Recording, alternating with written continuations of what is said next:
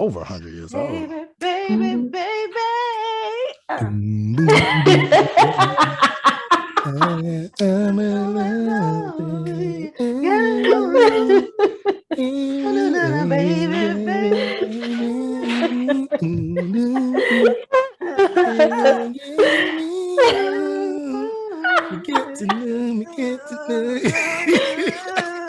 Listen, they need to contract y'all for the opening act for the BET Awards.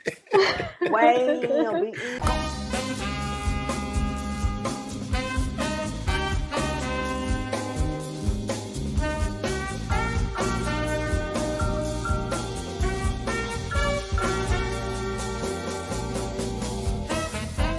Hey, shorty, what your name is? Do you have a man who you came with?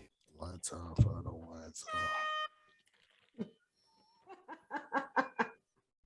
That's a funny one. All right, let's do this. Let's start. All ready? Let go. Welcome back, y'all. Street Academy Podcast, where we keep one foot in the academy and one foot in the streets. And we back and we back and we back. I really do like this remix that you're hitting us with. You like it? You like it? And we I back. think I like the remix. Yeah. I'm trying to get this R&B money. You know what I mean? Get that R&B shmoney. I'm trying to Get get it. R&B money for real, for real. It's coming back around, y'all. R&B is coming back around. It is, but it is Yeah, weird though. yeah. But yes, Yeah. So it's coming back. What's going on? It's been a minute. It's been a while Ooh. since we've all three done this together. Together. Life is changing. Man, All around. So much is happening, y'all. So much is happening. This is why I think Institute, which I think the mini souls was your idea, Amber, right? It was. Yeah, I think this was like the one of the best ideas for the podcast because it was difficult trying to get on all of our schedules, but having the mini souls and has allowed us to be at least more consistent than we were. So that's is been able to allow us to put out more content. People been loving the episodes that's been coming out and been having a lot of the good stuff. And subscribers and stuff is growing slowly but surely, and it's happening. It's happening. A lot of comments. Yeah, a lot of people like the having my moms on there. I loved it. A lot of I did not expect that kind of feedback. A lot of people was feeling that. Yeah, I was like, okay, all right, mama, don't get the big head.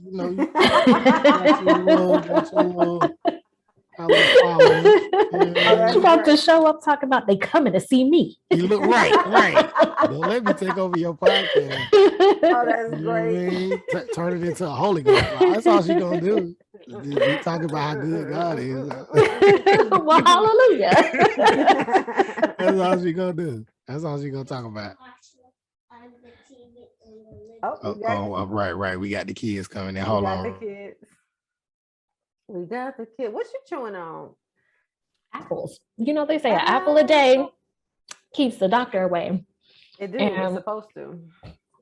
I'm still out here trying to avoid COVID.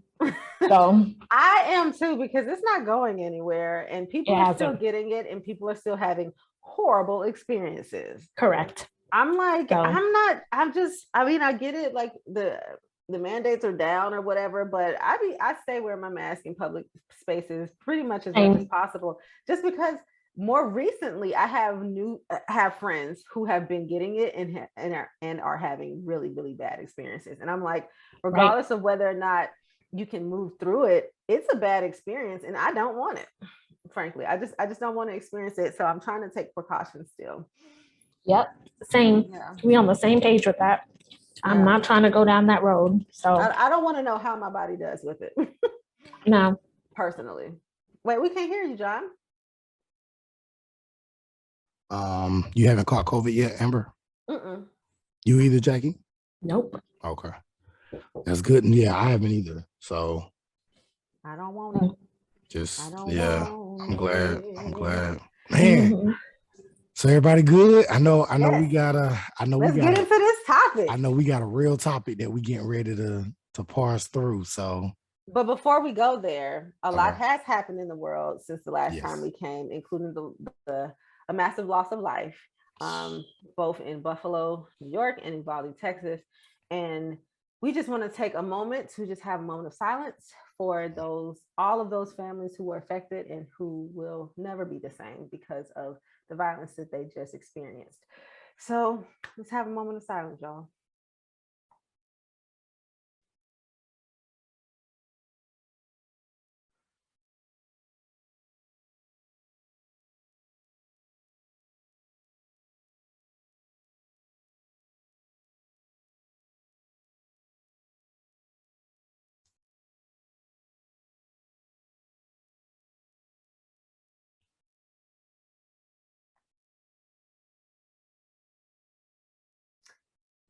Ashe and Amin.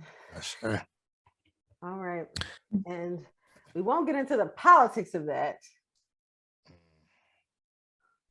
And all of the thoughts and prayers that continue to be sent to people. Yeah. But I think it is something, but that is definitely a future episode though. Absolutely. Which actually, I know a guy, he's actually, I think I watched a couple of our episodes and he said he did want to come on. He's I met him through this organization I was working with, but he believes in Black gun ownership and stuff like that. And he wanted to come on and talk about, just Black people owning firearms. And he, teaches a whole class on it and how to use it and the laws around it and stuff like that. So maybe that might be that could be interesting. Yeah, I'm down for that. I think a whole conversation around guns and gun violence. It's interesting because I saw this tweet earlier, which was pretty provocative. And it was basically saying when a school shooting happens, they say to arm the teachers. This shooting happened in Tulsa, Oklahoma, at a hospital. They're saying arm the doctors, arm the nurses. So when these shootings happen, they're saying arm people. But they didn't say arm the Black people when the shooting in Buffalo happened. And I think about the gun laws that were passed almost immediately after the Black Panthers started taking up arms. That's right. And so it's really interesting to see how this country is willing to move and willing to act when it comes to their imagined sense of revenge that Black people plan to exact. Because they know they deserve it. That's right. But yet they're not willing to act in all of these other sorts of scenarios. So yeah. I think that would be a really important conversation. Absolutely. I agree. For sure. I agree. Oh, wait. Okay. All of these. This is one of those topics, people, where we're going to get into the dirty because it's complex. Gun ownership is complex. There's no right or wrong answer. There's no black or white, or is there? There's definitely some gray areas, shades of gray, 50 to 500. So let us. There are also 50 to 500 shades of gray. The next topic we're about to talk about, which is. I'll be doing that because I couldn't find a proper sound effect. We're going to be talking about, should Black people get rich or die trying? Is this just a phrase that has been passed down generations? Is it just the title of 50 Cent's album, or is it Black people are actually living? Are Black people actually living this? This is the question. So I'm going to be a mediator today between a conversation of these two, John, who's a bona fide sociologist up in these streets, and then we also have the other doctor of education, right, up in these streets. That is correct. Not having completely like polarly opposite perspectives, but slightly different. It's all in the nuance, people. It's all in the nuance. So we're going to be talking about this concept of Black people and wealth. Should I, shan't I, will I, won't I, to do or to not to do? We're gonna get into that today. So I'm gonna give a series of statements, and our dear friends are gonna comment, and then we're gonna see who wins each round. Okay. So please play along, folks. First statement. Speaking about gun ownership, what do you all think about this? Black people should own as much as they can.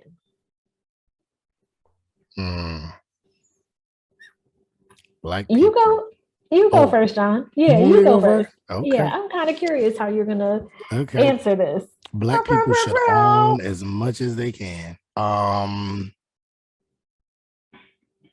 In our current state, yes, I do believe Black people should own as much as they can.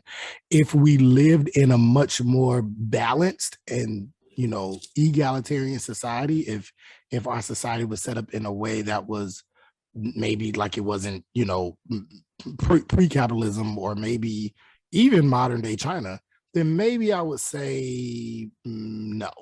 But in our current state where we are in the United States, yes, Black people should own as much as we can, own as much land, own as much of our wealth, our stock, everything. Yes, absolutely. Yes. Does that include people? That well, okay, yeah. So I guess we need to pause. Let's go to you, Jackie. No, I don't think Black people should own people. Oh, we got a contrast in perspective. Let's go. Why not, Jackie? Why shouldn't Black people own people? Well, yeah. Why shouldn't they own as much as they can, including people? Because people are sentient and autonomous. They are not meant to be owned. They are meant to govern themselves.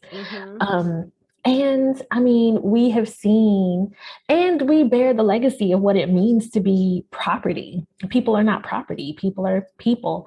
And I think the continuous entrenched idea that people can be property is part of why we're in the economic and social and even political context that we're in now, because this idea that people and property are interchangeable is like an idea, an ideology that continues to like get embedded in how these systems function. Should Black people own as much as possible or as much? I don't think so either. I don't think it benefits people broadly for one person or several people to hold and to hoard resources, nor do I think historically do we have proof that Black people owning as much as possible has shifted our social or political situation. And part of that is because when Black people do exercise that economic power, white people have historically come up with ways, whether those were violent ways, riots, thinking about like Wilmington, thinking about Tulsa, thinking about like all of these Black communities where there was Black wealth, where white people have come in and destroyed. And so having one person or several people just amass wealth has not proven to be something that has changed or shifted our social or political context. So Jackie, you just came with receipts. John, can you come up with some receipts for your argument that Black people should own as much as they can? Yeah, I do also want to say though that no, I don't think Black people should own people for every reason that Dr. Hayter said. So I'm in total agreement with her with that. But in terms of, but the part that I disagree with her on is that there has not been evidence to show that when Black people are able to create mass ownership, that it hasn't necessarily led to benefits. If that's what she's saying, or benefits for the larger masses. Can you clarify? I don't think I'm saying that there are no benefits at all. It's not dichotomous. It's not like you own stuff, there are no benefits. You don't own stuff, there are benefits. I think that there can be an argument that amassing wealth in different forms can lead to material benefits. For example, if I have X number of resources, that means I can go out and buy a house. That means I can go out and feed my family. Like there are material benefits to having access to economic capital.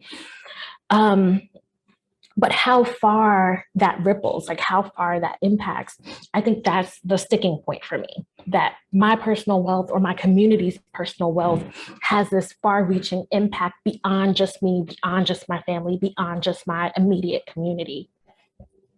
Yeah, so that's where I would disagree then, because if we look at Tulsa, right, like the creation of Black Wall Street, Tulsa, Oklahoma, had however many businesses and stores and they had planes in the 1915, 1917, like way before it became popular now. These people were dealing oil with African, like they were doing business with African people on the continent, again, in the early 20th century. And this was a large number of people. But if we continue to uncover and go back as far as we can with how Tulsa, Oklahoma became Black Wall Street, what we end up finding is that Tulsa, Oklahoma became Black Wall Street from two men. There was two men, one who I think was a former enslaved African who ended up working for the government, who amassed a lot of wealth. And then another man, I forgot how he got his money, but somehow he got some money, amassed a lot of wealth. And both of these men were inspired by Du Bois and Booker T. Washington simultaneously. One kind of led more towards Booker T's philosophy, one led more towards Du Bois's philosophy, and they would have these arguments. And together they decided, well, even though we both have different ways of looking at this, both of us want to see liberation for our people, and both of us had a mutual hatred for white folks at the time. And so that's when they decided to move to Tulsa, Oklahoma, took all the wealth that they had, just these two men, and they started businesses. And then they employed Black people who then got rich. And then they employed more Black people who got rich. And that is how Black Wall Street, and now you got hundreds and thousands of Black people of all different class statuses in one area. And it all started from two men who amassed a lot of wealth. In addition to that, that's also how Auburn Avenue got started. Auburn Avenue became Auburn Avenue because of one man, and his name was Alonzo Herndon. He amassed a whole lot of wealth through being a barber, through taking his barber money, only cutting white people's heads, taking all of that money, and he played racism so he wouldn't cut Black people's heads so that white people could feel good about themselves.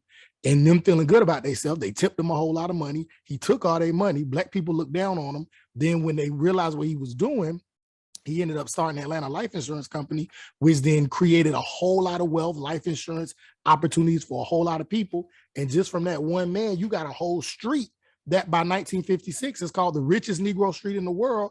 And it's out of Auburn Avenue and the culture of Auburn Avenue that Atlanta becomes the Black Mecca. So if you trace it all the way back, it all started from one man who amassed a whole lot of wealth. So, and those are just two examples that come off the top of my head, but I'm pretty sure we could think of many, of course, Marcus Garvey and what he was trying to do with the Black Star Line. That's not as good of an example as the two I just gave, but I feel like that's evidence that there are times that when Black people with the right mindset amass wealth and they use it properly, it could absolutely affect more than just their immediate family, like what Dr. Hayter was just saying.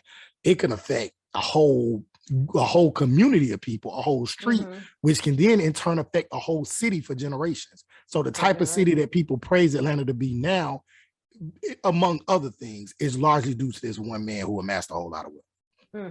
Yeah, I can't speak to Tulsa specifically because I'm not a esteemed sociologist and historian like Dr. Hayter is. But I think Atlanta is a really interesting example because even when we go back to Alonzo Herndon and the decision that he made to service white people and to openly refuse to service Black people. When I think about Atlanta as the Black Mecca, Atlanta's complicated because Atlanta is classed in really interesting ways. People look to Atlanta and they flock to Atlanta and they perceive Atlanta to be a place where Black people do exceptionally well. And that is true for some Black people in Atlanta. And I think that Alonzo is a good example of how wealthy Black people can amass wealth and like climb up a social ladder and openly do so by stepping on Black people who are of a lower class. And I think if you look back at the political history of Atlanta and how the Black power players who had amassed wealth made political and economic deals with the white leadership in Atlanta, which wholly destroyed Black neighborhoods, and Black communities that were not upper income or higher class communities. And so when I say that wealth helps the person, it helps their families, and it helps like their immediate community, I don't see that extending beyond people who are similarly situated. So I guess in this example of Atlanta, I have not seen proof yet where the wealthy Black people in Atlanta, and there are a ton of very wealthy Black people in Atlanta, have meaningfully shifted the lives and the living conditions of Black people in Atlanta who are not wealthy, who are not middle class. And that's a problem for me. All right, so here's where we're gonna go with this, people. This is what I'm seeing. We use this example of Tulsa, we use this example of Atlanta. So Black people got more wealthy in Tulsa, and the result of that, unfortunately, was complete violence and eradication. So the pursuit of that wealth in that instance actually resulted in their own demise, in a sense.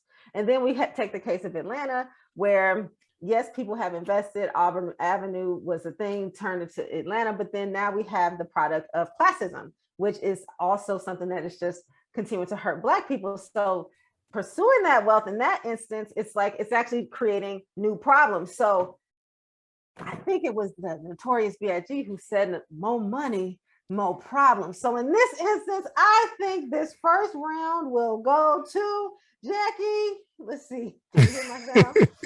Let's see. Boom. It's just an explosion. I don't hear an explosion. So Jackie, you win round one. John, I hope you can come with it in the second round. Thank you. Yes, I would like to thank all the little people. And by little people, I specifically mean Dr. Hader. I figured out. So I just want to put that out there. Thank you all. Next statement. Black people need money.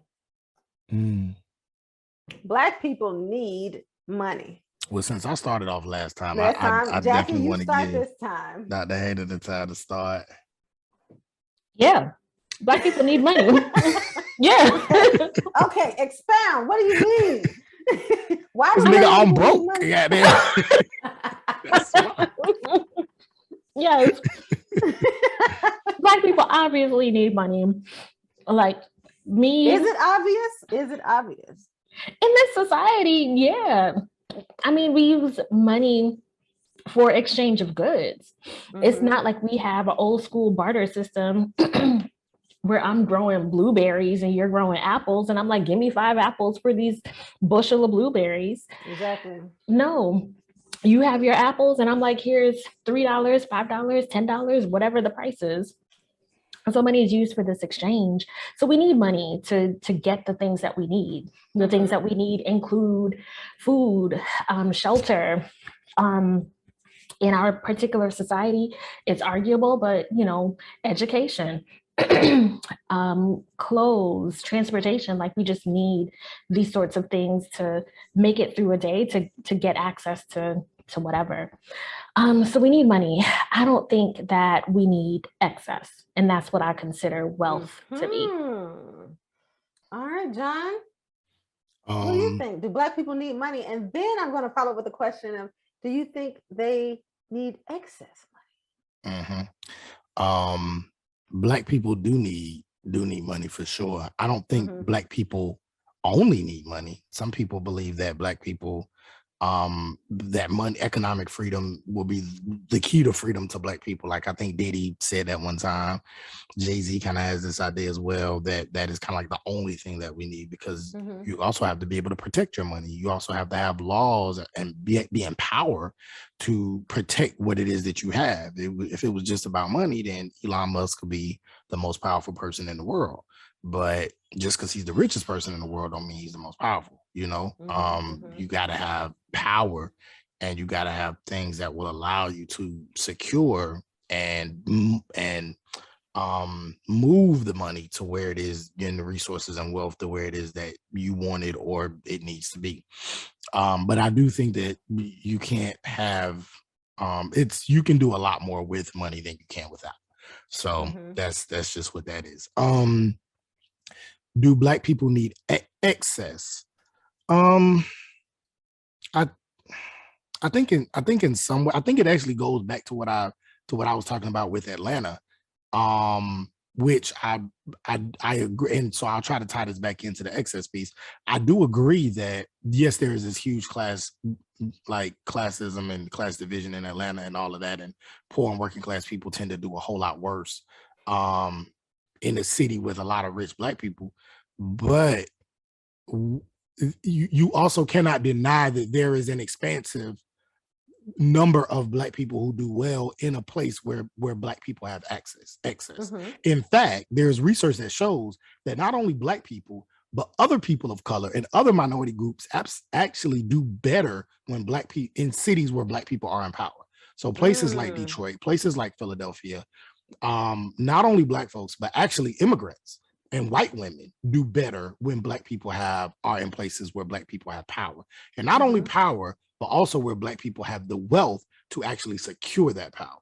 So in certain situations, I believe it's not just about money and not just about excess, but I do believe excess with the right mindset and with the right goals, I do believe can be of benefit. So I don't want to just generally say, give Black people excess amount of money and they can just, no, because the wrong Black people with money can be just as bad as the wrong white people with money. You know what I'm saying? So I think was it CeeLo or somebody who said, well, I can't even remember the verse or what he said, but yeah, but basically that's it. You know, I wouldn't make a blanket statement, but there are examples of when Black people have power and when Black people have money to secure that power, the right Black folks, it has actually been a benefit to a large, again, solidly middle-class Black people. Still poor and working class Black people still don't get a lot of the benefits that they should, but it does fare better for middle-class Black people in those spaces than it does for middle-class Black people in other spaces. And then also other minority groups as well tend to do better.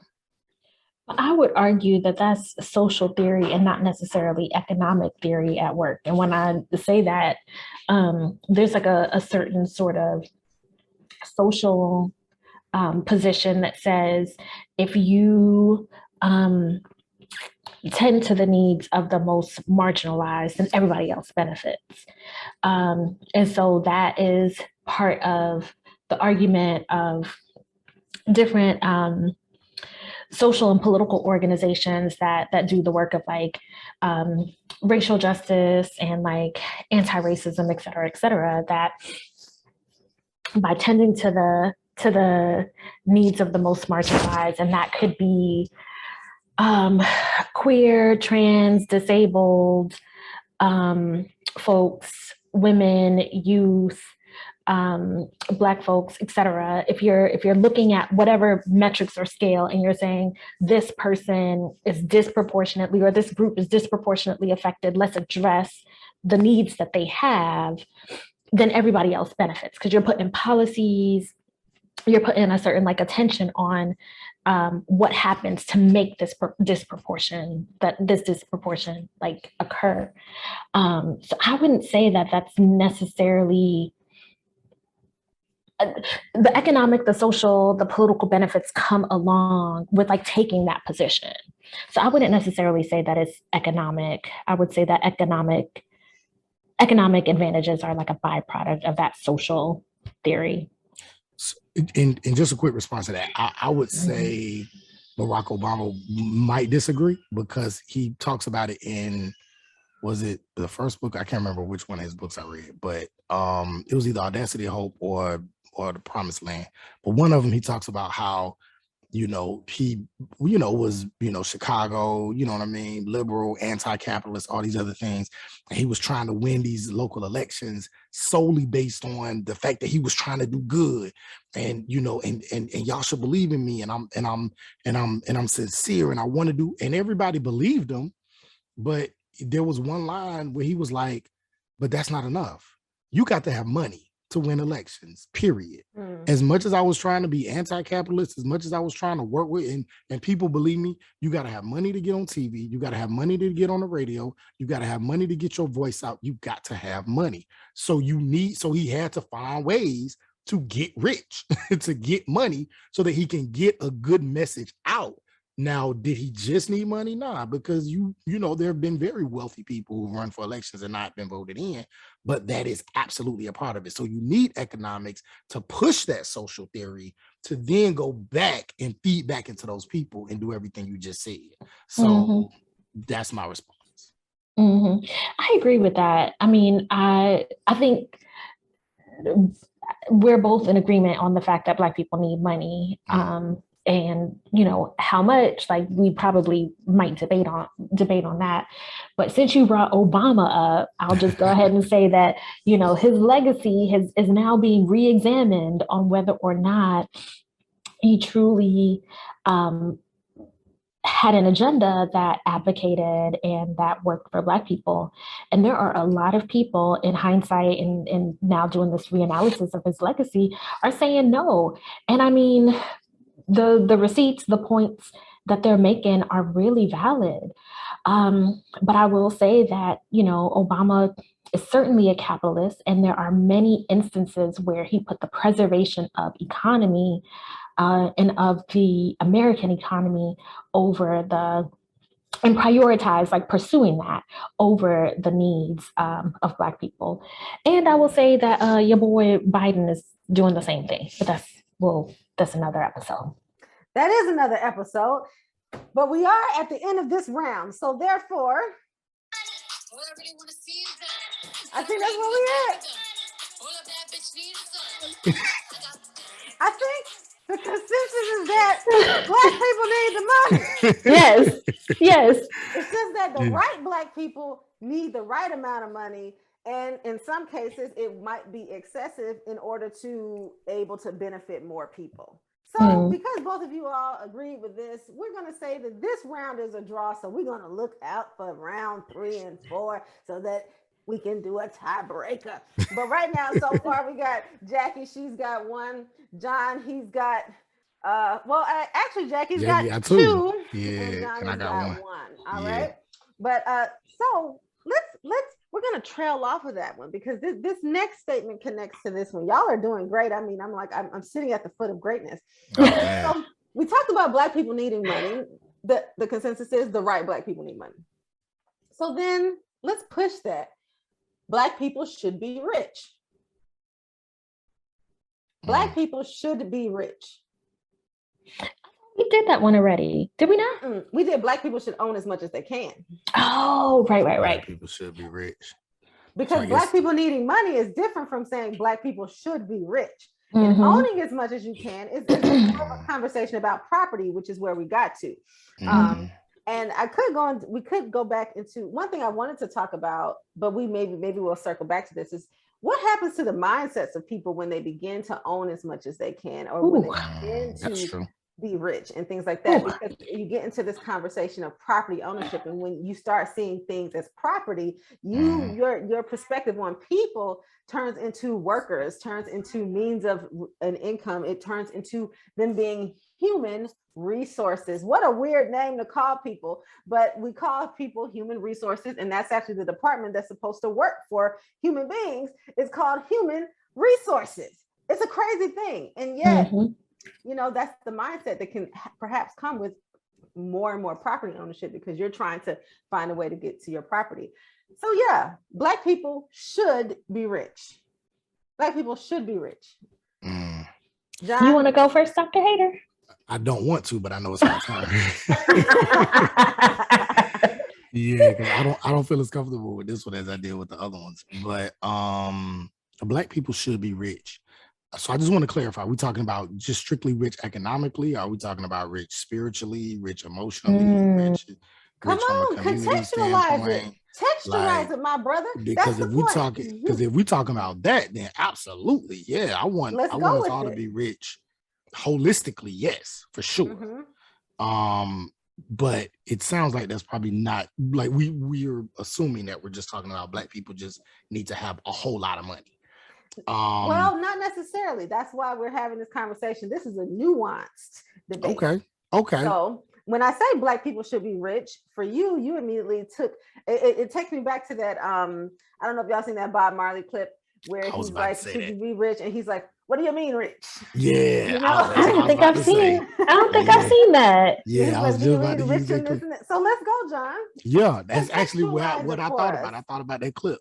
And I mean, Black folks should absolutely be rich. If we want to take it there, rich holistically, rich in spirit, rich in, rich in our minds, rich in our culture, be in tune with our culture, be tapped into our culture. I think all of those things, if anything, should precede being rich financially, which is again why I go back to one of the things I think me and Dr. Hayter kind of both agreed on a little bit, was that when we talked about, the amount of money we might differ on, but some of the right Black people can do some good, right? I think can do more good than what Jackie is saying, but there can be some good there. And so, but I do believe that it's predicated on how rich you are in all of those other ways. So yeah, I would love to see Black people rich holistically, and receive reparations holistically, not just reparations financially, but all types of pouring back into and giving us back what we lost, not just the money that we lost from slavery and Jim Crow and mass incarceration and redlining and housing segregation and all of that, but everything else we lost with that. You know what I mean? I would love to see that. So in that sense, yeah, Black people should be rich. Perspective, Jackie. Yeah, I mean, I like the reparations argument. I mean, I like a lot of what you're talking about here. But yeah, I think I agree with what you're saying. And it's because I agree that I think that economic wealth in a capitalist context is incompatible with all that other stuff. So when I think about the American system of capitalism, it was built on the notion that Black people are not human, that Black people are property, that Black people do not deserve social recognition, that we have no sort of inherent goodness or inherent spiritual direction. Like all of these things are embedded in this American capitalist idea. And I think in order for us to authentically pursue and achieve these other forms of wealth, and I don't even know if I feel like I need a different word. I don't feel like wealth describes this other stuff.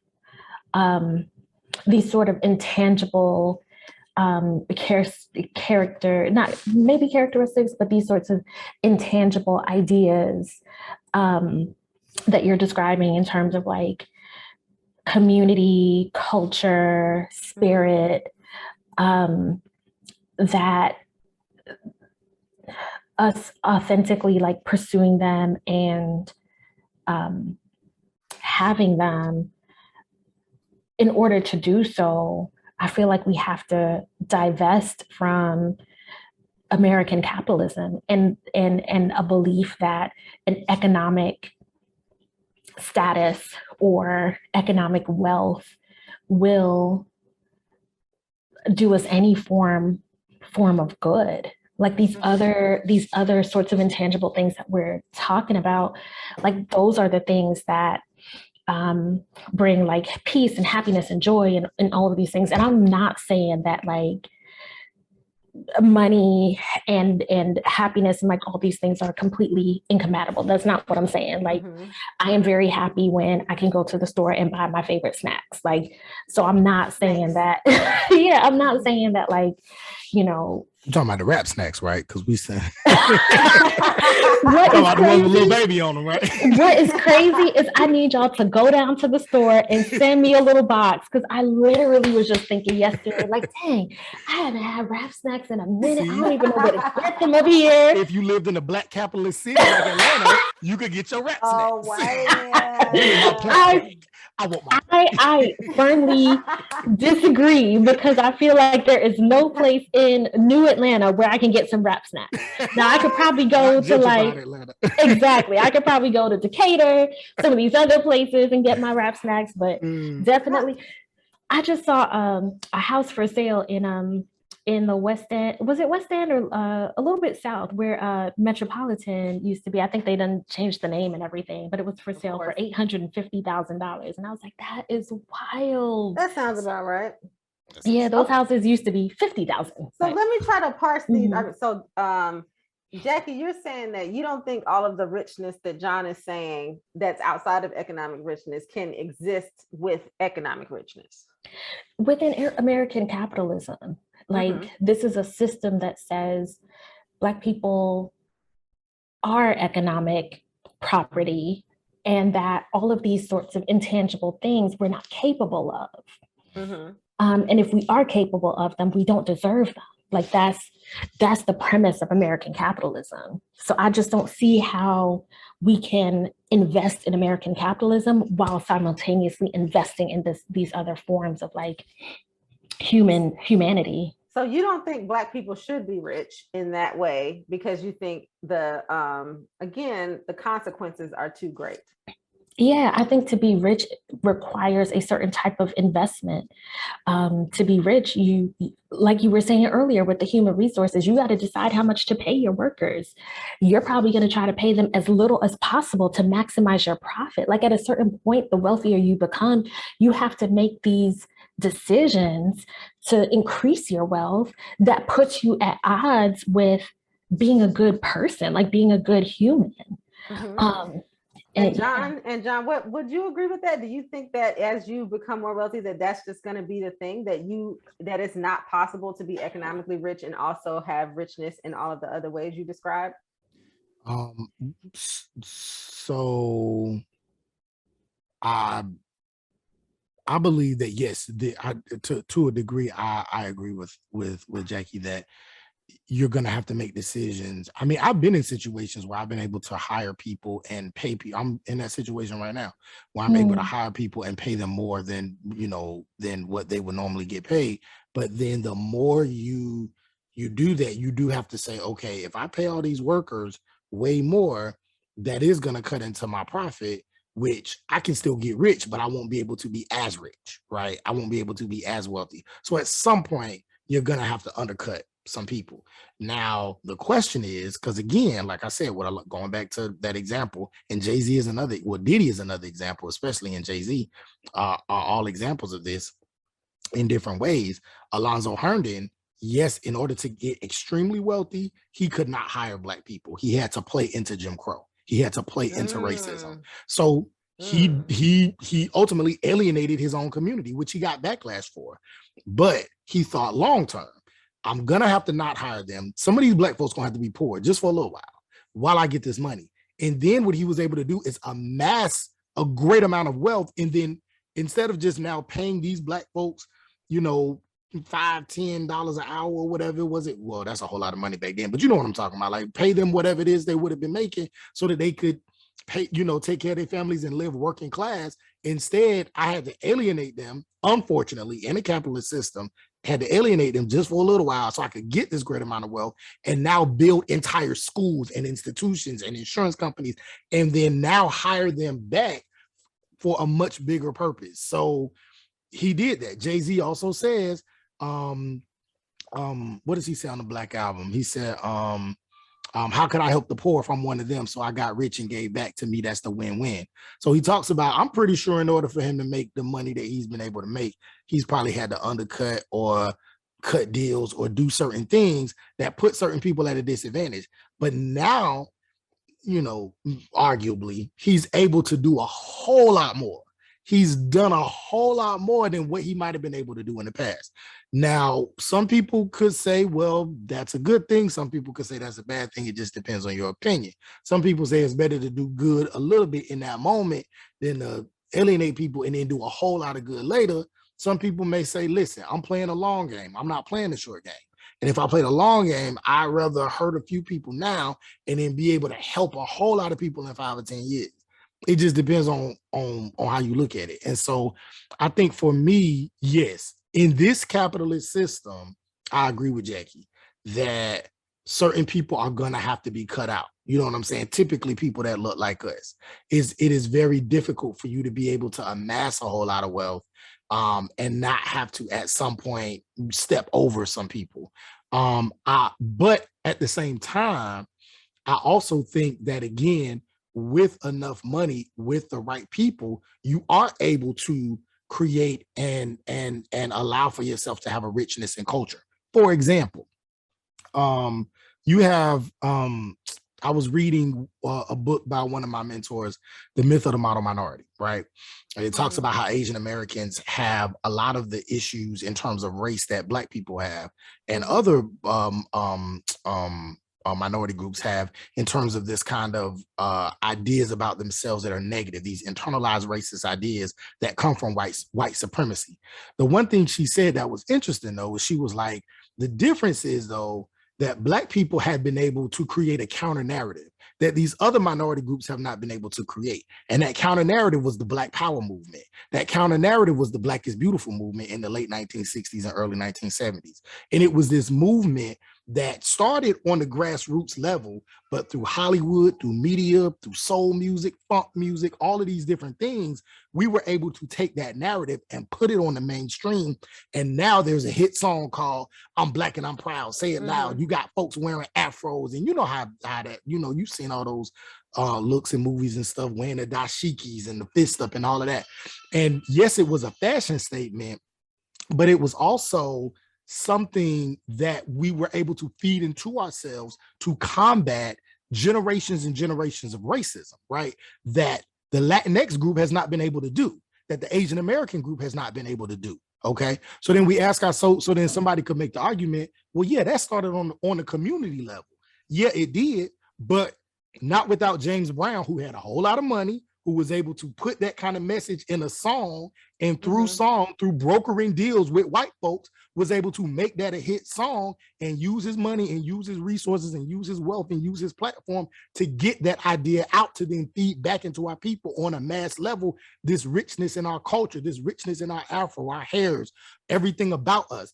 All of these, if we look at the blaxploitation films of the 1970s, those films had to come from rich Black folks making these films, putting these films out, or either brokering deals with white folks to put these films out to show that, hey, you can make money off of this. You can make money off of making us look good because we're going to go and spend money to go see ourselves look good. Yes, it did make crackers money, but then it also provided a richness and a culture and a heritage that we still hold on to, that now other minority groups look at us and they say, damn, we wish we could be like them. We wish we could let go of some of these white racist ideas that are fed into our community, but they were not able to create a counter narrative and part on a mass level. And part of that counter narrative was done through wealth, through rich Black people and Black people with money and power and resources, brokering deals with white folks to be able to put it out there. Again, I totally agree. Within the capitalist system, it's going to be limited, but I would be remiss to say that having wealth and having money and having those opportunities and power in the right hands does not get the richness of our culture and our heritage out to the masses. Because through hip hop, through music, through movies, it absolutely does. And that does good for us. All right. So this round goes to, by virtue of your passion and all of the receipts that you just brought, even though we are both that everyone seems to be in agreement, John, you win this round. I knew the minute he got on that soapbox. Well, I will say this though, as I was listening, and this is going to be a small caveat and yet a segue into our final statement, which will be the tiebreaker. It's the idea of needing to undercut and to step on others in order to advance. It's very sticky. It's very uncomfortable because what happens when you are that person who gets the boot on your neck? What happens when you're the person who doesn't get that raise so that the boss can get their bonus, their annual bonus? Exactly. What happens when you're that person? What happens when what are the psychological impacts of wealth for Black people? What is the psychological impact of getting richer? For example, more recently, I haven't even watched the whole video, but T.I.'s son, right? Let's talk about this whole situation. T.I.'s son was at some Waffle House and he was going back and forth with the cooks and the people who were working there. And it was an awful exchange. I didn't watch the whole thing. I haven't seen it. Did y'all see it? John, did you see it? I heard about it. I didn't see the actual exchange. I didn't watch the whole thing. I just saw a little clip. But basically, he's being one of those customers who's being rude to the people behind the desk at Waffle House, and they're going back and forth with him. And I think it escalates. I don't think they actually get physical, but he's like, I got all the money to, I in my pocket right now, I have all the money for your whole, like whatever your shift is, whatever, like just, being a kind of a bratty kid. So T.I.'s response in his car, although I haven't followed this whole thing, he was basically saying, he asked his son, why did you feel you had to like get into a conversation with a short order cook like that? Like, you have other things to talk about. Like, you have other things. And what's interesting about that is the fact that what he uses as the argument is that you're basically saying you're better than them. So don't even engage with them there. So it makes me wonder about what are the psychological impacts of people who are getting rich and how they begin to press on the next, how they begin to be condescending, how they begin to feel that they might be higher, better than, elevated than whatever other person, because it seems to be like, hey, no, this is my brother, my sister. I'm not going to talk to them like that in their place of work, regardless of who they are, right? Or it's just like, no, you're beneath me. You're one of my workers. I could spend what you make in a year in a day. So there's this attitude. So there are psychological costs to getting rich. So going back to, can I add something to that right quick? Sure. And wait, actually save your no. I want you to save that for your argument, because it will probably tie into what this final statement is. So going back to the concept of getting rich or die trying, here is the statement. It costs too much for Black people to get rich. Yes or no? Does it cost too much for Black people to get rich? Do Black people get rich and die trying? Is it an either or?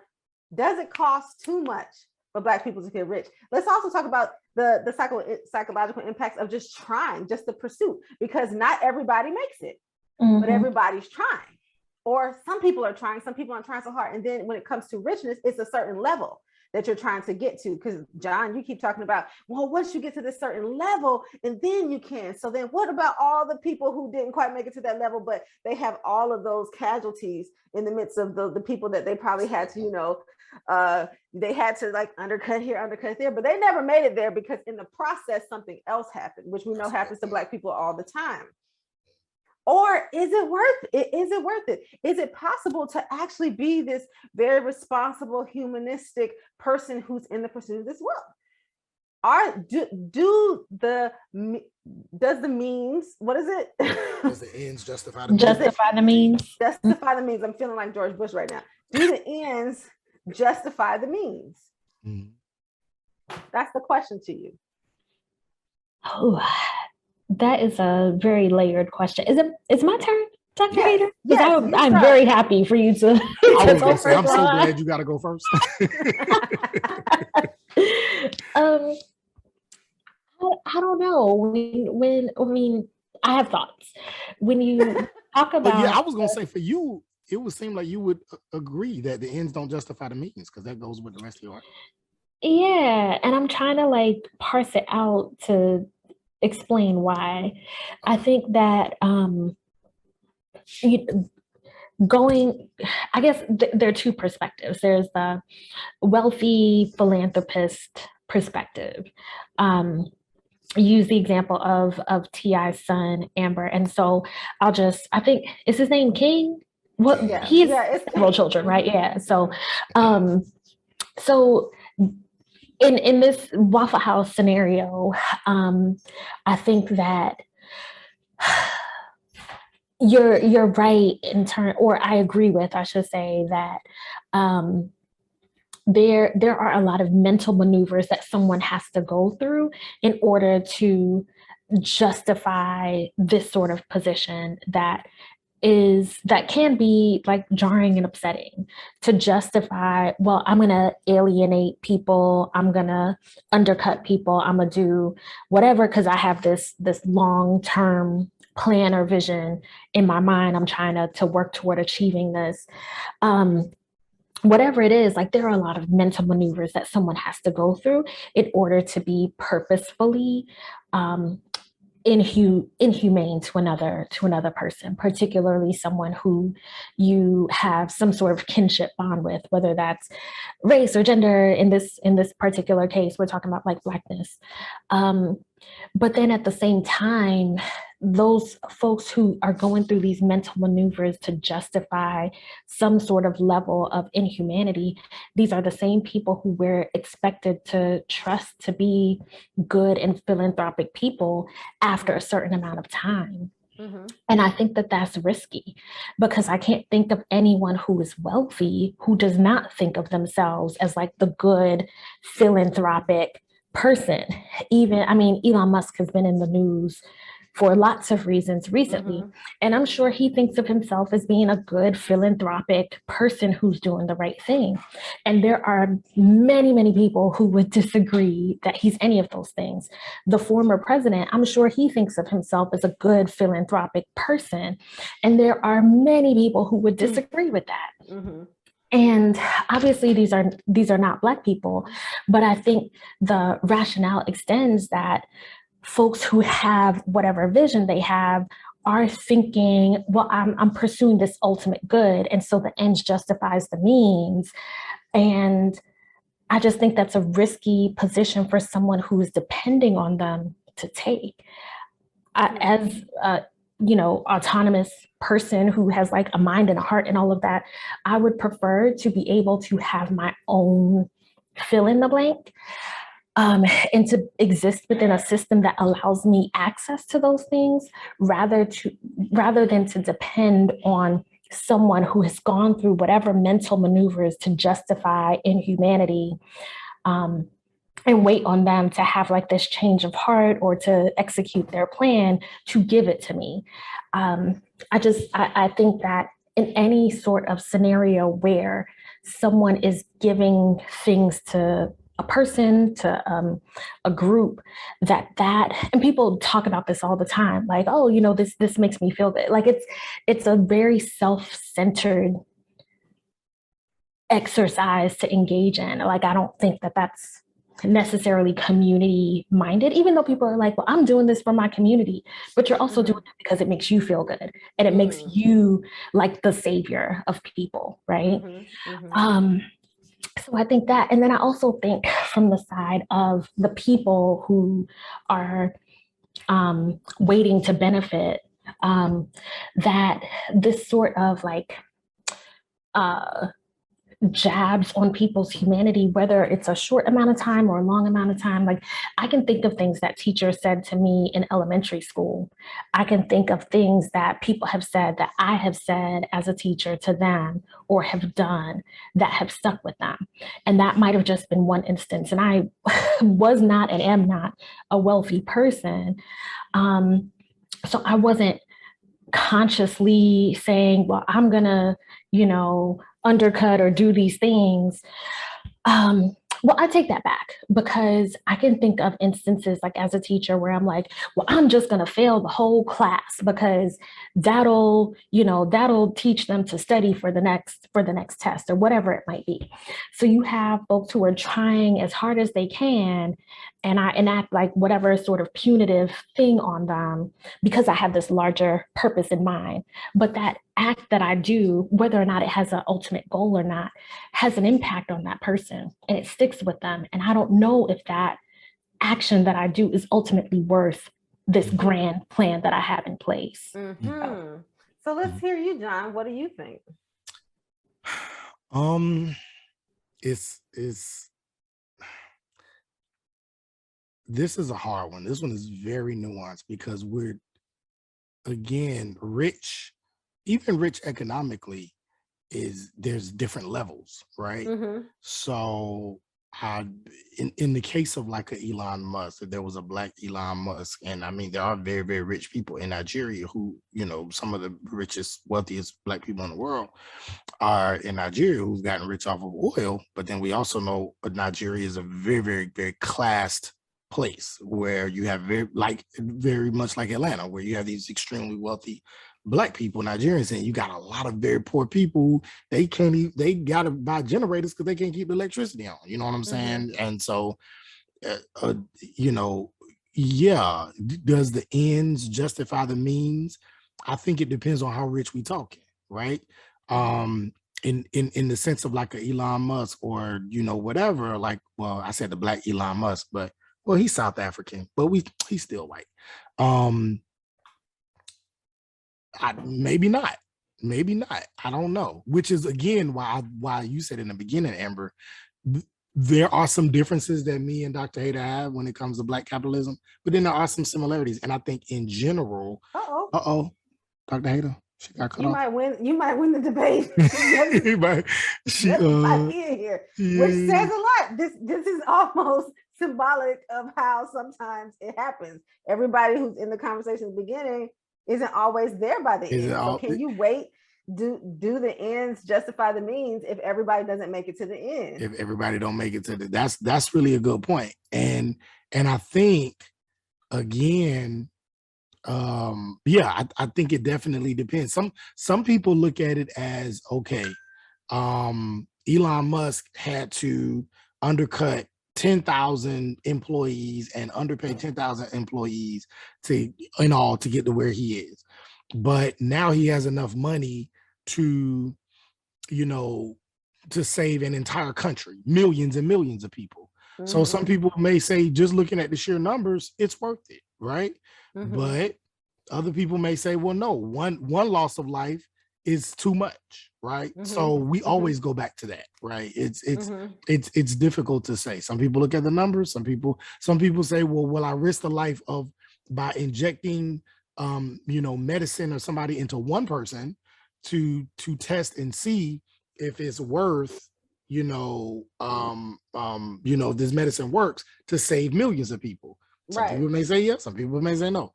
So I think, again, I think my response is it depends on what we're talking about when we're talking about rich. I would lean, as a person who's believe that black capitalism is necessary for overall black liberation, but at the same time, I am very much a Marxist. I don't necessarily like capitalism. I think it's a necessary evil sometimes in the moment. I would probably lean more towards what Dr. Hader is saying, which is no. I don't think that the ends justify the means in that sense of the extremely, extremely wealthy. However, if you talk about somebody who's gotten rich because they were poor, but then they got a scholarship and then they went to college and then went to med school and then became a doctor and then became successful, there's not a whole lot of casualties there. My uncle is an example. My uncle came from a very lower middle class, maybe middle class family, didn't have a lot, became a doctor. He has a whole lot of money and he saved more life. I don't think he's ever undercut or underpaid or anything with anybody. And he still has a whole lot of money. So, and he will be considered rich, right? So I think it depends on how rich we talking. I think, again, to say the ends never justifies the means on any level, I don't think that's correct.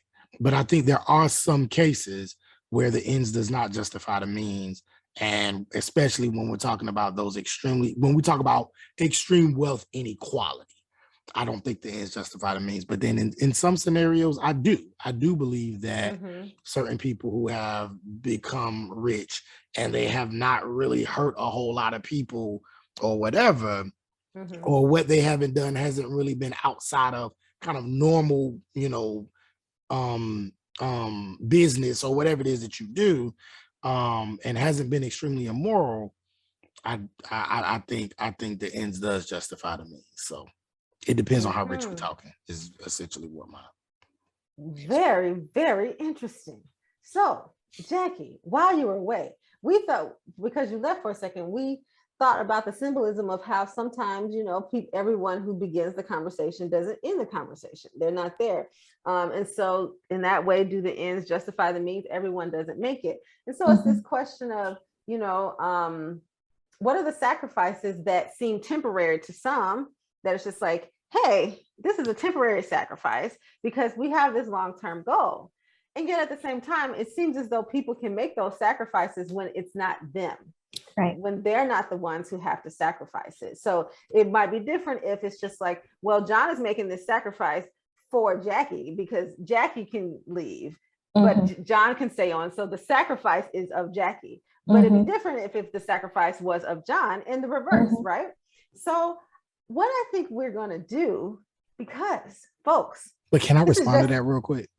No. Well, yeah, because I was I got a response too. Well, no, I'm sure you do. However, this is a cliffhanger because we have a part 2 of this episode where we are going to get more into the psychological costs of pursuing wealth in America. And by that time, I think both of you will have more of an opportunity to figure out, okay, what are we thinking about? Because we're going to have a whole conversation with a mental health professional about what are some of these psychological costs. And then we can begin to weigh that a little bit more. So we're going to end this episode on a cliffhanger. No one wins this round yet, but the round is still very much open. So what you all can do in between time is begin to pump iron, okay?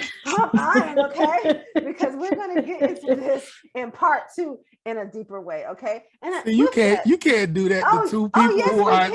Yes, I disagree. People, I challenge the results. I do not like this voter suppression that is going on. I know how y'all do in Georgia. So I don't like this not counting of the votes. We're trying to do that. Two PhDs. Cliffhanger. And something that I was also thinking about was something that James Baldwin said when he talks about the waiting, this idea of waiting, right? So it's this, and so let's practice this. This is what we're talking about here. It's like, well, do the ends justify the means? Well, we're going to wait. What does it feel like to wait? What does it feel like to be patient for something that you really need, including the close of a debate? What does it mean to wait? Because as Black people have been waiting in America for this elusive day of equality and equity, it's the same way that we're going to be waiting for the resolve of this debate. But James Baldwin talked about it like this. He said, this waiting that you're talking about, you told me to wait for this. It's not my parents' generation. It's not my generation. Well, how much time do you want for your progress? How long? Not long. How long do you want for the progress? And with that, it will take just a few more weeks for you to get the close of this conversation. I'm about to turn into a Republican and overturn the results of this election. This is how the white man do. You get close to your goal. This is capitalism. You get close to your goal and then they move it. We are going to wait. Let's talk about waiting. How does it feel in your body? How does it feel to have to wait for something that you've been wanting for so long, for something that you're investing in? We're doing it right now. So folks, this is the end of the conversation. This is the end of the Street Academy podcast episode about Black capitalism, Get Rich or Die Trying, where we keep one foot in the academy and one foot in them screen seats. You can follow us on social media at Street Academy Podcast everywhere. And you can find us where all podcasts can be found. Any last quick little things y'all want to say? Peace. I would say, are all hearts and minds clear, but I kind of it's not clear. It's not clear at all. And I feel like although we're on opposing sides, me and Jackie are the oppressed, and we are going to get together and we are going to find a way to come together, put our differences aside, and rise up against the powers that be. Correct.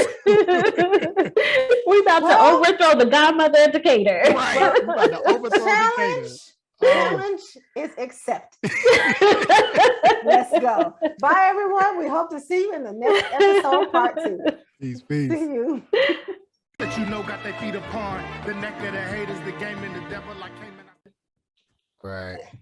really beats that. Y'all, can y'all help me figure out this lighting? Because I'm just like, it feels very shadowy. When you sit closer to the laptop, like the light is there. Yeah. So I don't know if you can just like bring it. Can you bring it closer to you? Testing. Now I have to be up here. What if I I have to do it do? like this. Hopefully that'll work. Wrong podcast, Hey, y'all Amber. remember that show from the 90s? Are You Afraid of the Dark? Uh-huh. You just scared me so bad. That's what you I used to be so scared as a kid. Are You Afraid of the Dark? They had me, man. They had me. Tales from the Crib, Tales from the Hood. Tales from the Crib was worse though. Tales from the Hood had me shook. That mug had me shook, bro. Yeah, me too. Yeah, man. I'll never forget that man with that little afro. Oh man, that that little, thing had like, me little... shook. Okay, what about it coming from the top? No. Oh no, I feel like you're good. That's good. Okay, that's better. That's okay, good. okay. Yeah. Okay. Yeah. Now you got me feeling some kind of way about my life. Hey, wait a minute. It's so good to see y'all. I feel like we haven't come together in a while. Yeah.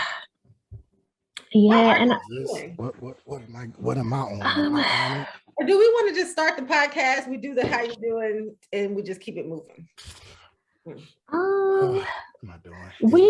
Because we are recording. So I'm like, there's stuff that I'll tell y'all, but not the world. Okay, well, let's do it quick. Let's do our real check-in real quick before we do the world check-in. Okay. So this is not like a check-in, but I'm just thinking about what we're talking about today. And since we haven't talked what are we talking about? Yeah, I was gonna say, I know that we're supposed to talk about like Black capitalism and stuff, but I don't know if we can like go and not address Buffalo and not address Uvalde. Like, I don't know if we can like not. Well, I look at it like we're talking about Black capitalism in the context of mental health in the Black community. And I think those types of things are the things that exacerbate our conditions already, that we're trying to grapple with that. And then on top of also this pursuit of wealth and things like that. And also I think it connects because it's the idea of he targeted a lower income. I also have intentionally not read at least about Buffalo because I was actually like on a social media fast and stuff. And I was like, I can't do it. And then one night, I just looked at the pictures of the victims and that was too much for me. Like I couldn't get into the details of all the stuff. And I think we can connect it in there some way. I don't think the whole episode has to be about it, but I think we can touch on it for sure. Maybe we can do that as a kind of like as a